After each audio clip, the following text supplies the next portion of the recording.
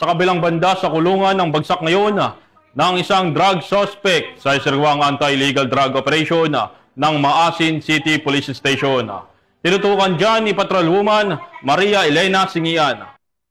Ang mga operatiba ang isang street-level individual sa ikinasang bypass operation sa Barangay Maria Clara, Maasin City, Southern Leyte. Bandang alas 3:34 ng hapon ng ikasang operasyon ng mga tauhan ng Maasin City Police Station sa koordinasyon sa Philippine Drug Enforcement Agency 8. Nakumpiska sa sospek ang 3 pakete ng hinihinalang shabu na may tinatayang timbang na 2.42 gramo na nagkakalaga ng 16,456 pesos, isang genuine 1,000 peso bill na ginamit bilang bypass money at 2 1,000 peso bill bogus money. Mahaharap ang sospek sa kasong paglabag sa Section 5, Article 2 ng RA 9165 o Comprehensive Dangerous Drugs Act of 2002. Patuloy na pinaiigting ng Maasin City PNP katuwang ang iba pang ahensya ng gobyerno sa kampanya laban sa ilegal na droga at iba pang uri ng krimen upang matiyak ang kaligtasan at seguridad ng mamamayan tungo sa mas ligtas at drug-free na lipunan. Mula dito sa Eastern Visayas, ako ang inyong PNN correspondent, Patrolwoman Maria Elena Singian.